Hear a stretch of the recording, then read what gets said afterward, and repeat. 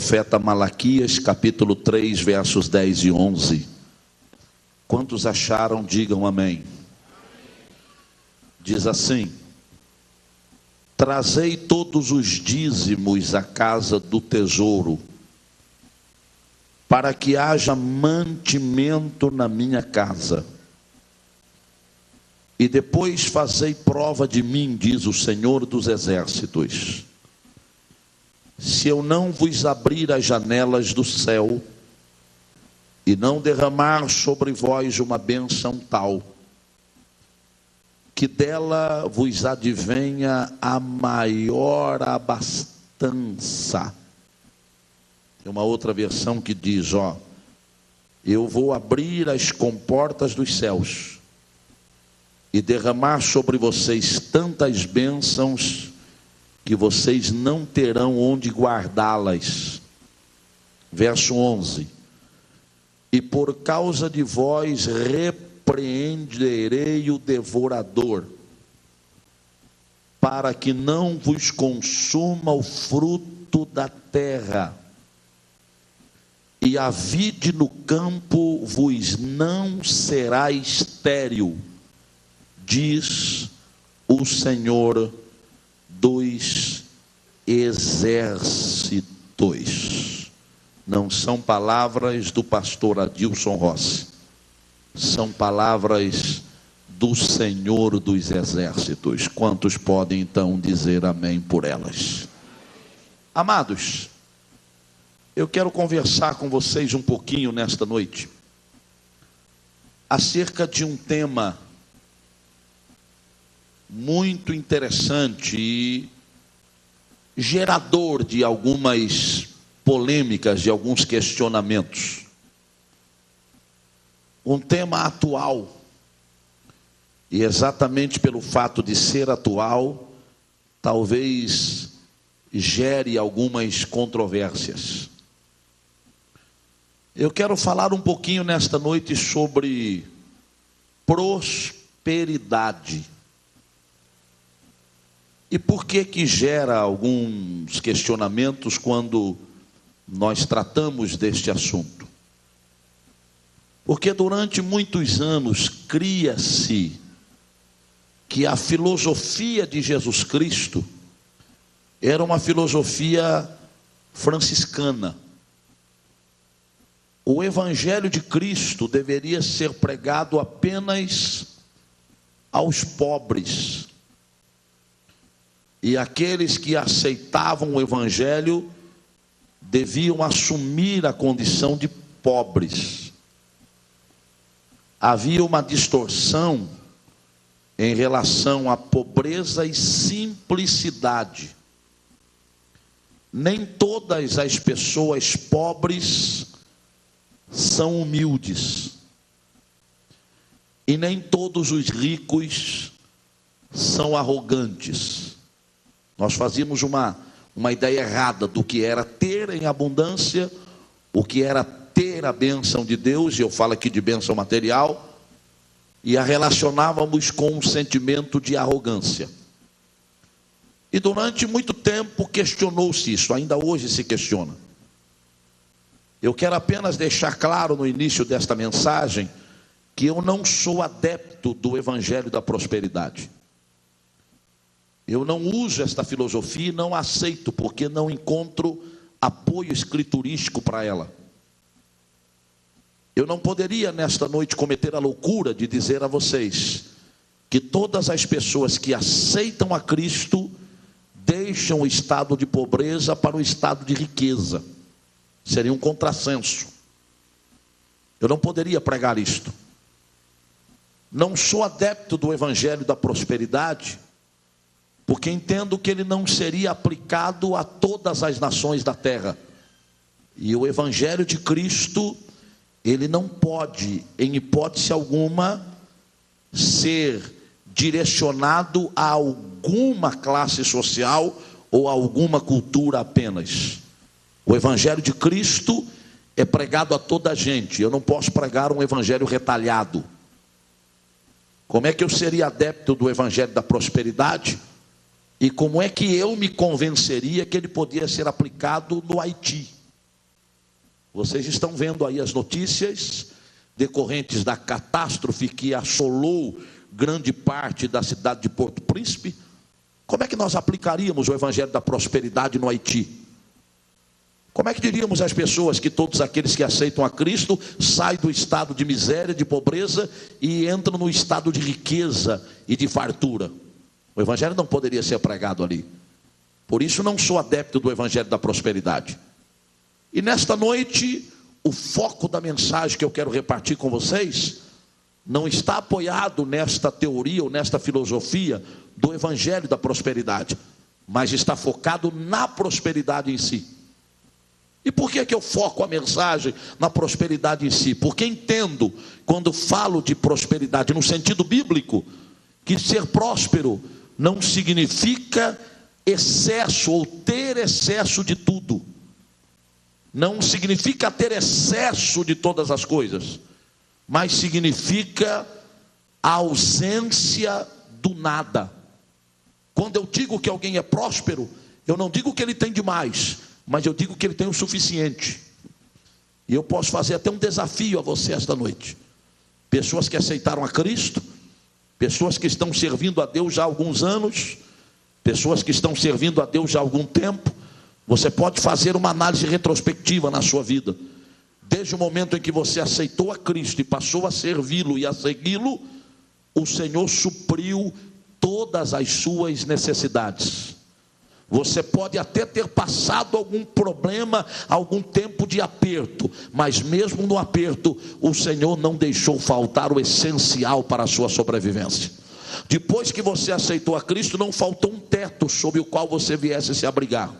Depois que você aceitou a Cristo, não faltou pão na sua mesa. Depois que você aceitou a Cristo, não faltou uma roupa com a qual você viesse se cobrir ou cobrir o seu corpo de maneira digna. Depois que você aceitou a Cristo, não faltou um emprego onde você viesse trabalhar e com o seu salário você pudesse se sustentar. Isso é prosperidade à luz da Bíblia. É por isso que o salmista diz: fui moço e hoje sou velho, mas nunca vi um justo, o quê? Pobre. Nunca vi um justo em necessidade? Não, ele disse: nunca vi um justo desamparado, e nem a sua descendência mendigando o pão. Sabe o que o salmista queria dizer? O justo pode passar momentos de aperto, mas no momento de aperto o Senhor não desampara. O Senhor estende as mãos e o ajuda e o fortalece e supre as suas necessidades. Hoje, queridos, baseado neste texto, eu gostaria de falar alguma coisa acerca do caminho que nós precisamos trilhar para alcançarmos esta prosperidade à luz da Bíblia. A prosperidade que traz a nós a certeza de que nada vai nos faltar. Mas antes que eu ministre, eu preciso saber se vocês querem receber esta palavra. Eu gostaria de saber quantos de vocês querem nesta noite receber uma orientação bíblica da maneira como se devem comportar para serem verdadeiramente prósperos. Só os que querem, levante a sua voz e digam amém comigo. Então escute, há alguns passos que nós precisamos dar para alcançarmos esta prosperidade bíblica. O primeiro passo que nós precisamos dar é colocar o reino de Deus como prioridade. Às vezes nós não entendemos isso. Quando o Senhor Jesus falava com os seus discípulos, e ele deixa isto muito bem registrado lá no Evangelho segundo escreveu São Mateus capítulo 6, ele fala sobre a ansiedade que os discípulos estavam vivendo acerca da preocupação da vida, ou das preocupações da vida.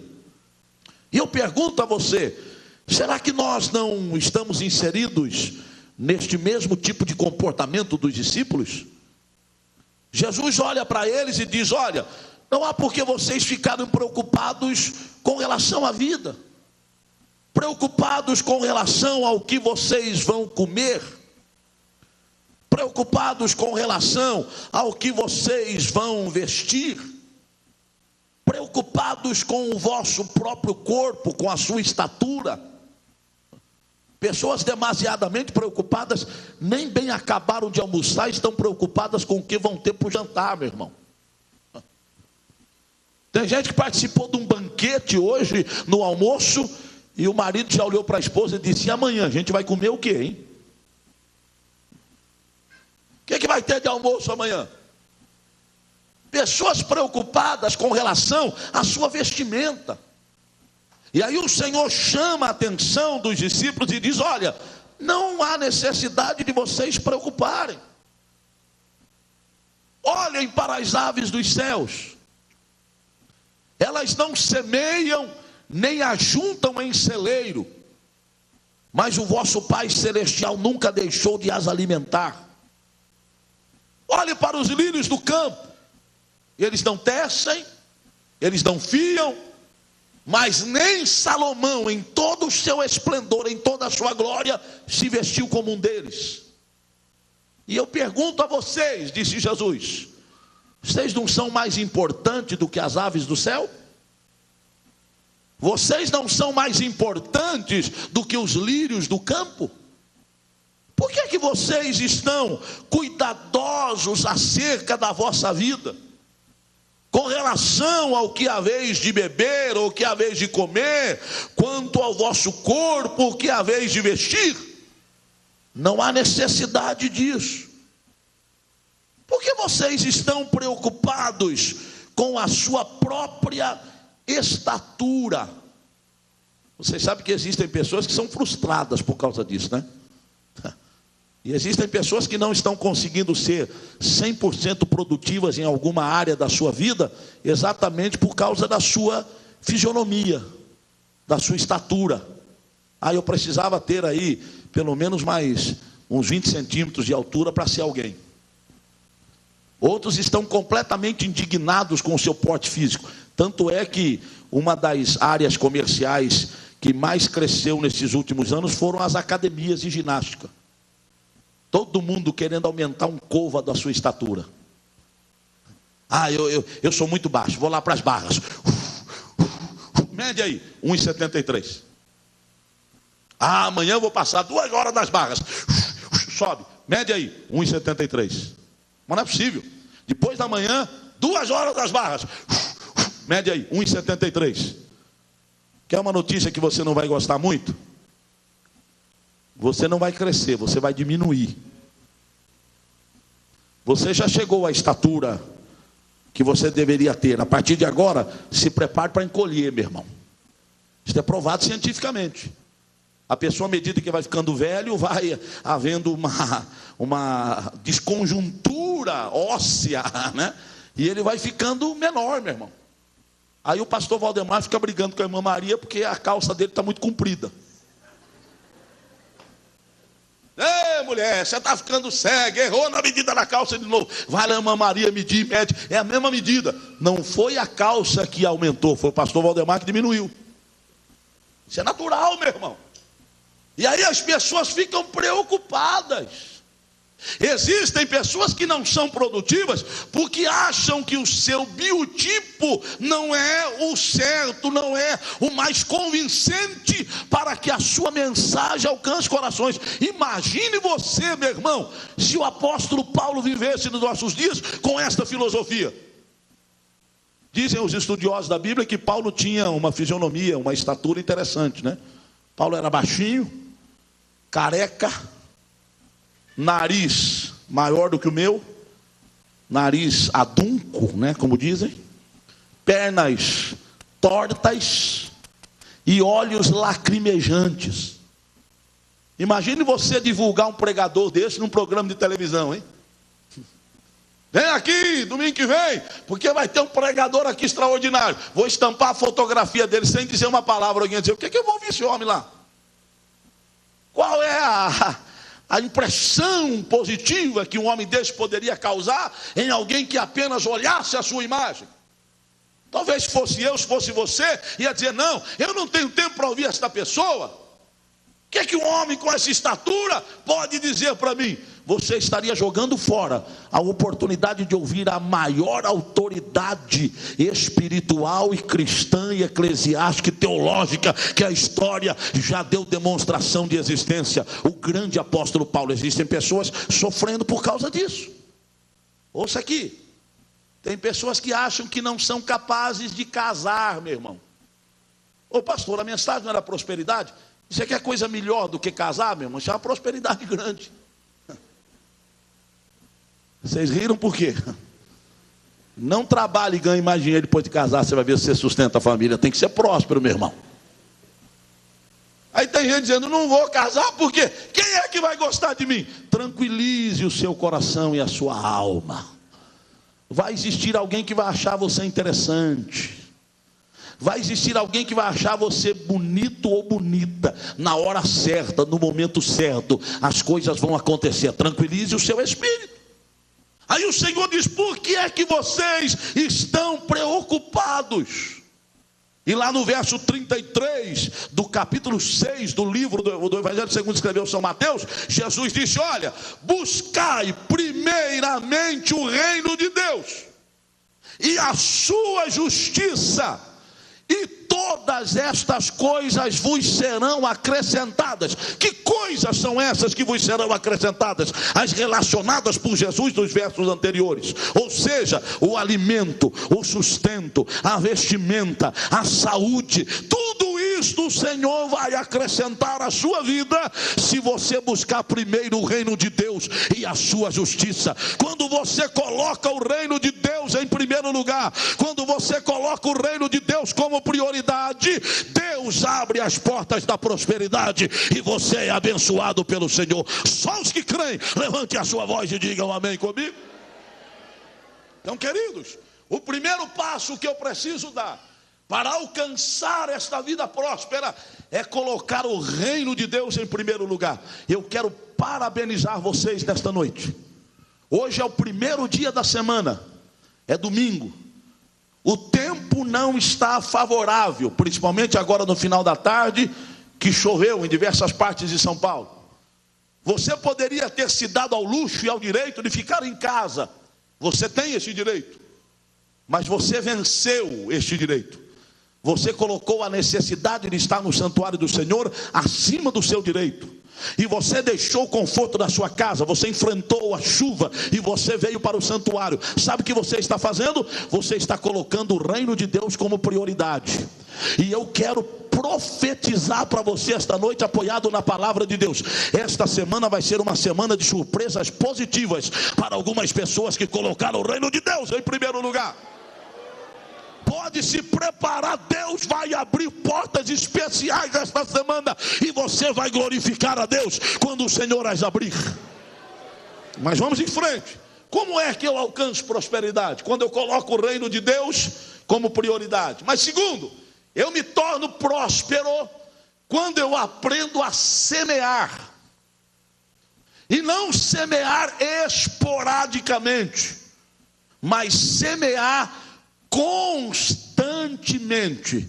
Esse semear constantemente está intimamente ligado com uma palavrinha chamada fidelidade.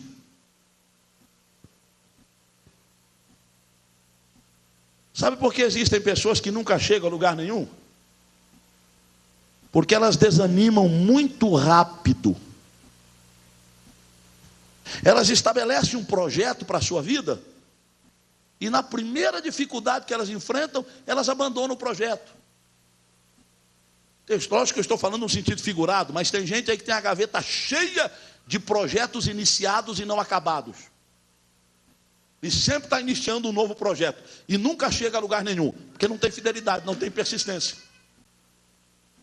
O semear aqui significa entregar, produzir, ou criar oportunidades, através da fidelidade. Quando você lê lá no livro de Eclesiastes, no capítulo 11, versos 1 e 2, há uma expressão interessante lá que vocês conhecem, e eu quero ler com vocês. Eclesiastes capítulo 11, verso 1 e 2, diz assim, ó, no texto: lança o teu pão aonde? lança o teu pão sobre as águas, porque depois de muitos dias, o que vai acontecer? O acharás. Meu irmão, parece uma incoerência. Como é que você vai lançar pão na água, irmão Macedo? O senhor que é dado a pescador, eu me lembro agora, irmão Macedo saiu um dia fazer uma pescaria, não foi? Ele chegou aqui, parecia uma zebra de estrada, meu irmão, não foi você? Se cobriu com a peneira, né? E aí o sol queimou onde a peneira não cobria, ele chegou aqui quadriculado. Estava bonito, irmão Macedo. Foi a única vez que você pescou, né? Não pescou nada, né, meu irmão? Deus te abençoe, meu irmão. Vai pescar a alma que você ganha mais, viu?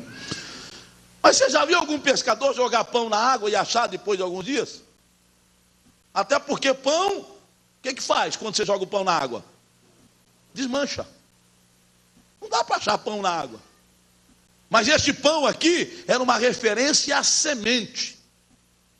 Nós já pregamos aqui em ocasiões anteriores que parte daquilo que nós recebemos é o quê?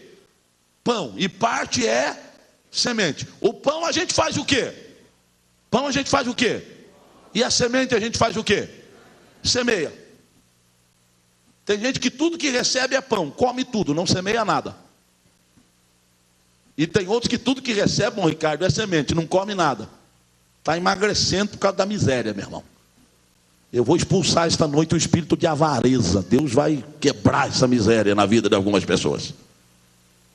Mas aí o que diz Eclesiastes? Lança o teu pão sobre as águas, porque depois de alguns dias você o achará. Tem um contexto histórico aqui fantástico. Esse verso era uma referência ao comportamento dos egípcios, que tinham o hábito, no momento em que o rio Nilo estava transbordando, o que é que eles faziam? Eles tinham que plantar, porque se não plantasse, iam morrer de fome. Mas plantar como? Se as margens do rio estão completamente alagadas. Sabe o que é que eles faziam? Eles pegavam a semente, e dizem alguns historiadores que eles nem saíam de casa. Da janela de casa eles jogavam a semente nas águas. E alguém que estivesse olhando dizia: mas rapaz, você ficou doido, rapaz. Você está jogando semente na água para fazer o quê? Ele dizia: espera um pouquinho, você vai ver. A princípio as sementes desapareciam, mas quando as águas baixavam, aquelas sementes não tinham sido levadas embora, elas tinham caído às margens do rio. E quando as águas baixavam, para a surpresa de todos, as sementes já estavam germinando. E de repente a planta começava a crescer, e eles começavam a colher o fruto daquela semeadura. Tanto é que o verso 2 diz: reparte com 7, ainda até com 8, porque não sabes que mal haverá sobre a terra. Não lance apenas você a semente, mas distribua para que outros lancem também. Eles ensinavam os filhos a fazer isto. Então, quando você semeia, o que acontece? A sua semente, ela tem a grande possibilidade de frutificar, mas só vai frutificar se você colocar a semente na terra. Tem gente querendo colher sem nunca ter semeado. Ouça aqui e não se assuste. Tem gente querendo fazer saque no banco do céu sem nunca ter feito depósito. Vai lá numa instituição bancária, abre uma conta, deposita lá R$500 e saia do banco, passe na primeira joalheria que tiver no seu caminho e compre um anel de $10 mil e faça um cheque, ou de R$10 mil. Você vai ver se o banco vai cobrir o seu cheque. Não, agora eu tenho uma conta no banco. Me lembro agora do Fábio, né? Cadê o Fábio? O Fábio está ali filmando. Filma ele ali para as pessoas verem quem é que estou falando. Filma ali. Ali, ó. Fábio, quando era pequeno, era um verdadeiro consumista. Aliás, ele é até hoje. E o Fábio saía com a gente ia dar uma volta no shopping, em algum lugar, dizia, mãe, compra isso, pai, compra isso. Dizia, Fábio, não tem dinheiro. Dizia, não tem problema, faz um cheque. Até a gente conseguir convencer ele que para fazer o cheque tinha que ter fundo, tinha que ter saldo do banco, ele não entendia. Mas Fábio, não tem dinheiro. Mas não tem problema, você tem um talão de cheque, faz o cheque. Se eu tivesse ido na conversa dele, eu estava preso há muito tempo, irmão. Então tem gente querendo fazer saque no banco de Deus, mas nunca depositou. Tem gente reclamando a vida toda que a sua vida não sai do mesmo lugar, mas nunca lança uma semente na terra. Existem pessoas que querem a aprovação de Deus na sua vida, mas não querem ser fiéis nos seus propósitos. Tanto é que o verso 6 do capítulo 11 do mesmo livro, há uma expressão que diz assim, ó, pela manhã semeia a tua semente, e à tarde não retires a tua mão, porque tu não sabes qual prosperará, se esta ou se aquela, ou se ambas igualmente serão boas. Há uma definição para este verso aqui, se você for buscar no original, a palavra aqui pela manhã diz respeito a pouca idade, a juventude. Era como se a orientação fosse, comece a semear enquanto você é novo, e continue semeando até a idade chegar. Comece a semear de manhãzinha, mas quando a tarde chegar, continue semeando. Eu estou vendo aqui o pastor Valdemar, que está semeando há muito tempo, e eu sou prova do milagre que Deus tem feito na sua vida e na sua casa. Deus não tem deixado faltar a bênção de cada dia. Semeia pela manhã, lança a semente pela manhã, mas continua lançando a semente até que a tarde chega. Irmãos, no reino de Deus, com relação a coisas espirituais, não existe aposentadoria, meu irmão. Aí eu servi a Deus 20 anos, eu fui fiel 38 anos e meio, e agora já alcancei méritos para receber a salvação, agora vou entrar pelo caminho da infidelidade, vai perder os 38 anos de trabalho. Meu irmão, continue fiel ao Senhor, porque a nossa redenção se dará quando o Senhor vier arrebatar a sua igreja, ou quando o Senhor nos chamar especificamente ou pessoalmente para estar com Ele. Dá para dizer amém ou é difícil?